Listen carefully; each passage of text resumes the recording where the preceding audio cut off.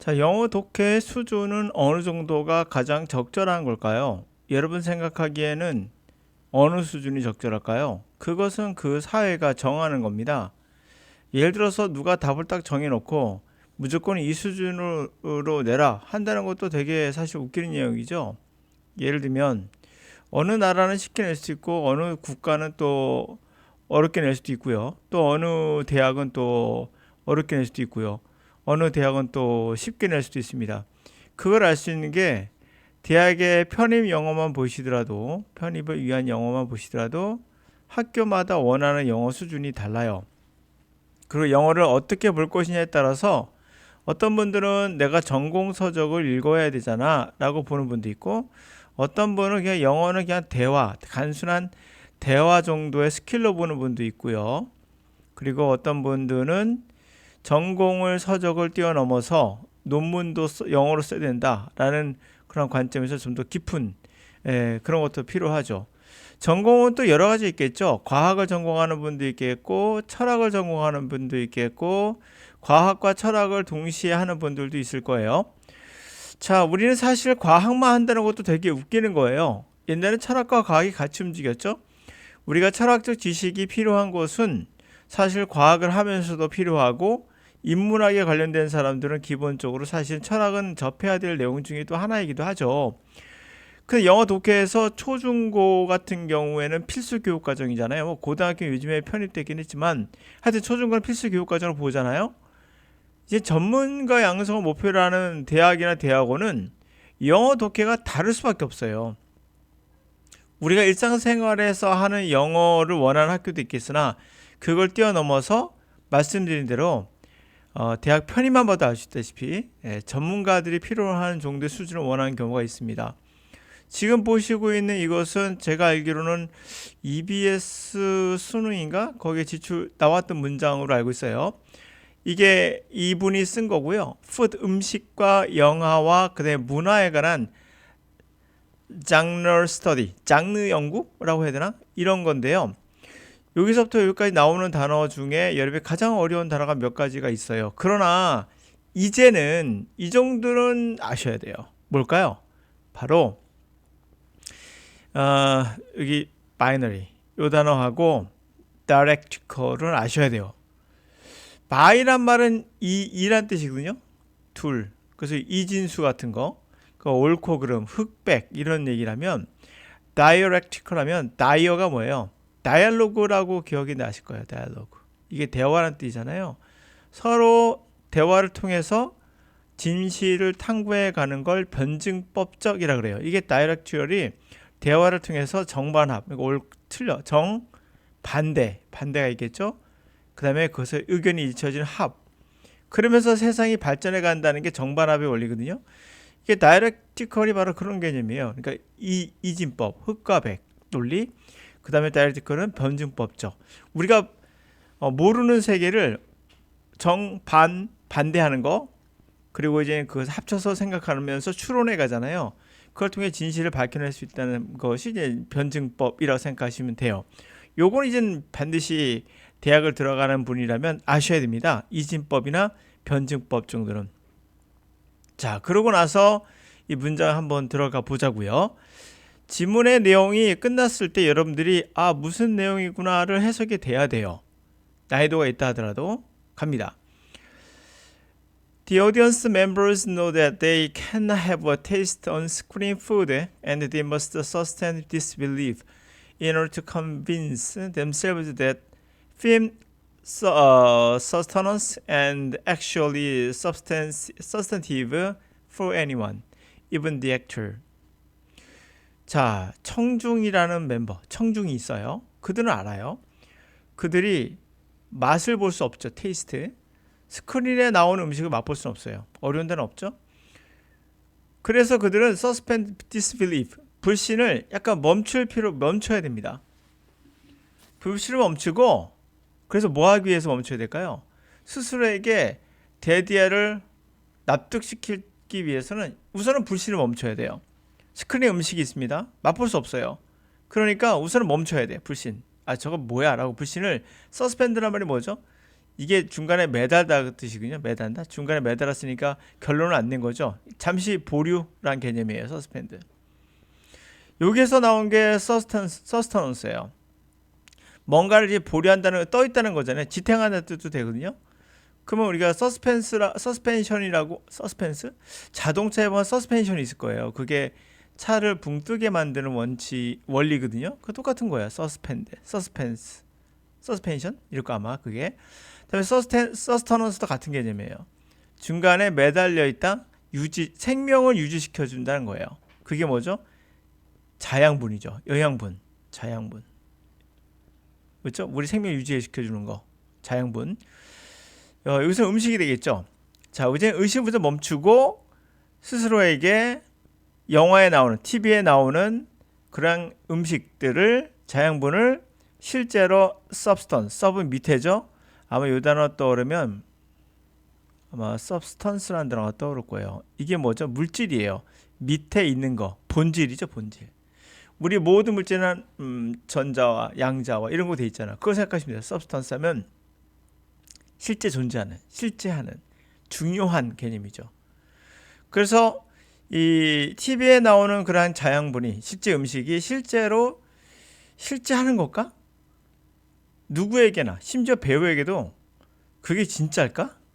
라는 걸 우리가 납득할 때까진 의심을 우선 멈춰야 된다는 거예요. 그리고 이제 추론 들어가는 거죠. 진짜일까? 하면서. 자, Herein lies the social dimension of a cinematic quiz. 자, 여기에 뭐가 있는 거야? 바로 이 부분에 사회적인 맥락에서의 영화의 음식, TV에 나오는 음식에 사회적인 맥락이 있다는 거예요. TV에 나오는 음식이 뭐라고요? 사회적인 차원에서 그런 사회적 차원이 그 안에 있다는 거예요. 자, 이제 설명합니다. 왜 사회적 차원이 있는 건지. Face expression of actors as they consume stage food evaluate the quality of a culinary experience, coding the food as delicious, unfamiliar, disgusting. 자, 그러니까 여기에 뭐가 있다고요? 바로 이곳에 사회적인 맥락에서의 영화 속에 나오는 음식이라는 게 사회적 맥락이 있다는 거예요. 얼굴의 표정, 배우의 얼굴의 표정이 그들이 무대에 있는 음식을 먹을 때 바로 평가를 하는 거죠. 이 음식이야, 컬리너리. 이 음식의 질을 평가하는 거예요. 그러면서 음식에다가 코딩, 암호를 심는 거죠. 맛있어. 익숙하지 않은데? 아, 구역질. 이런 암호를 싣고 있는 거예요. 그러면 Cinematic dining experience thus reveals the binary dialectical quality of taste. And not only in that one taste is evaluated in opposition to another, but also in that acting diner impact the reaction of the imaginative diners in the theater seat who have no further access gustatory sensation. 이 영화의 TV에서 먹는 다이닝, 식사하는 경험은 따라서 이진적인 또는 변증법적인 맛을 보여주게 되죠. 그러니까 이진법이라는 건 맛있어, 맛없어. 변증법은 맛있나, 맛없나 그런 것을 이제 정반합으로 추론해가는, 그런 맛을 추론해가는 그것을 드러내게 돼요. 단지 이 맛이 다른 사람과 반대로 평가되는 것만이 된다는 점에서만이 아니라, 또한 acting dining, 연기하며 식사하는 사람이, 먹는 사람이 결국에 impact reaction, imaginary, 가상의 식사하는 사람, 또는 상상력이 풍부한 식사하는 사람. 이게 무슨 말이에요? 뒤에 나오는데요. 하여튼 가상의 다이너, 실제 식사하지 않는 다이너예요. 두 번째는 뭐예요? 상상 속에서 식사하는 다이너인 거예요. 이게 누구예요? 청중이겠죠. 다시 한번 가볼까요? 자, 영화 속에서 식사하는 경험이란 건 결국에는 뭘 드러냅니까? 이진법적인 또는 추론할 수 있는 변증법적인 맛의 질을 드러내게 되는데, 그러면서 단지 그 맛이 평가되는 게 다른 사람과 반대로 평가되는 점도 있고, 뿐만 아니라 누구 맛있다 맛없다 뿐만 아니라 영화에서 이제 배우가 액팅하면서 식사하는 사람이, 연기하며 식사하는 사람이 평가하는 거, 영향을 미치는 거죠. 바로 가상의 또는 상상 속에 식사하는 다이너, 바로 여기서는 청중이 돼 있죠. 청중의 리액션에 영향을 미쳐요. 이 사람은 극장 좌석에 앉아 있죠. 그리고 더 추가적으로 접근할 수 없어요. 가스토리, 미각이란 감각에 더 접근할 수 없어요. 무슨 말이에요? 추가적으로 음식 먹는 거 허용되지 않는 거죠. 그런 사람들에게 영향을 미치게 돼요. On-screen eaters teach their viewers to enjoy, ignore, or criticize their food. 이 스크린상에 먹는 사람은, 배우겠죠 아마도, 그들의 시청자들에게 즐기세요, 즐거워요, ignore, 무시하세요, 또는 비판하세요 라고 가르치고 있는 거예요. 그래서 there is a little chance that audience would image an appealing gustatory experience if image of consumption were coded as unpleasant.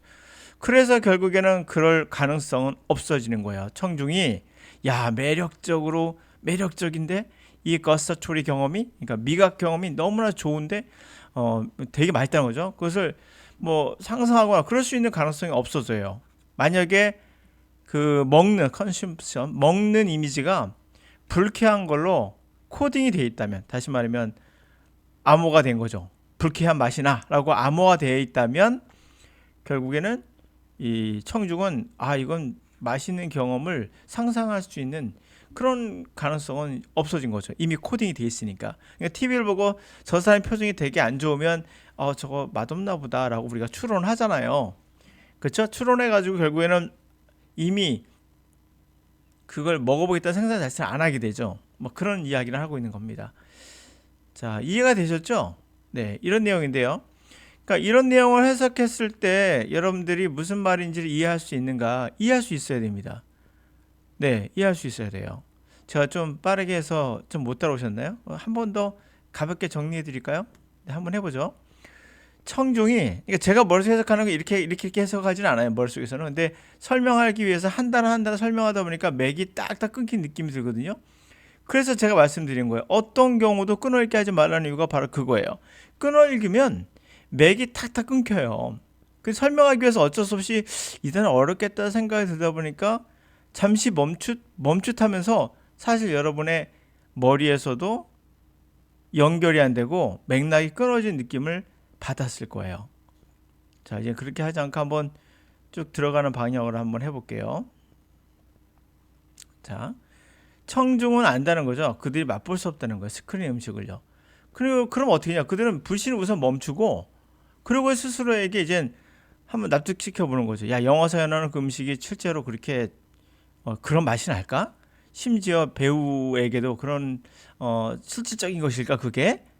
를 한번 하기 위해서는 불신을 멈추고, 거기에 바로 사회적인 맥락에서의 영화라는 음식의 사회적 맥락이 있다는 거예요. 거기에 얼굴의 표정이 결국에는 그들이 스테이지 음식을 먹을 때 얼굴 표정이 그 음식의 어떤 퀄리티를 평가하는 거잖아요. 얼굴 표정하는 거예요, 표정이.